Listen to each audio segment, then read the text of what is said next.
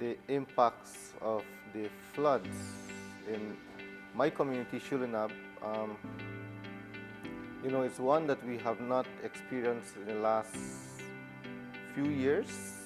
I think the last time we had such big floods was in, I think, 2008, around then. And so we have not experienced this kind of flooding from since then to now.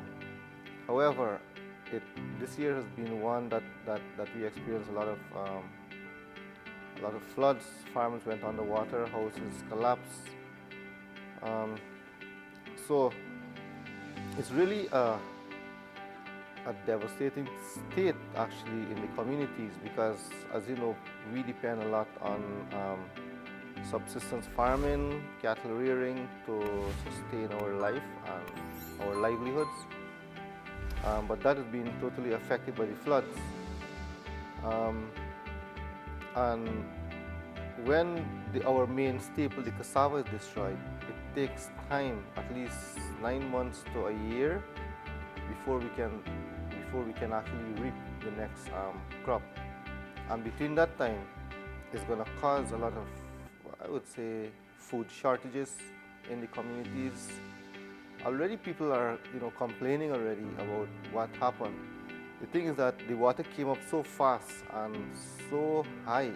The level was beyond what we have that we know is normal. So they couldn't access their farms during that flood time. So there was no way they could have reached the farm to start processing their crops before they spoil.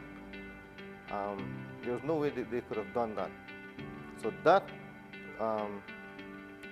led them to not being able to access their farm, and because of that, they had to wait until the water receded before they could have actually go in there and see the destruction.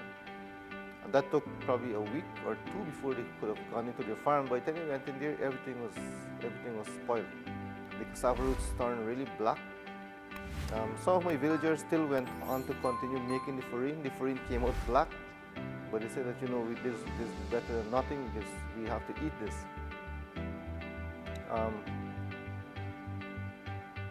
In some places, you had, like in Sand Creek village, you had houses collapse, because the Sand Creek is a valley where two main rivers passes through. So when those rivers flood, there's no way that the water can run off.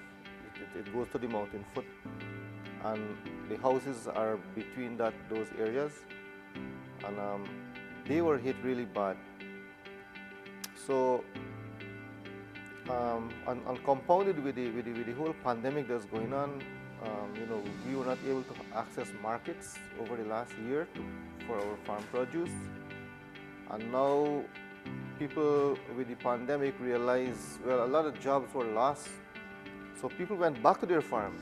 A lot of the farm people in the villages went back into the forests, because they couldn't go to Latin for jobs, they couldn't go to Brazil, they couldn't come to Georgetown like they would normally do. So now with the flooding now, it's just adding more disaster to the communities.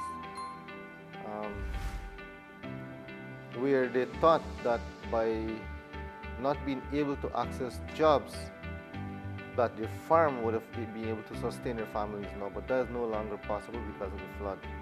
So it is really just getting worse in the villages, and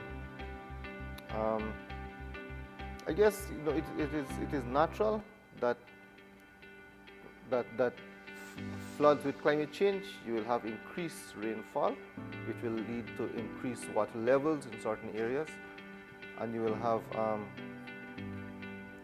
the dry season will also go to the extreme. So the weather conditions will increase. The rainfall will increase, the dryness will increase, and that we'll have to expect that.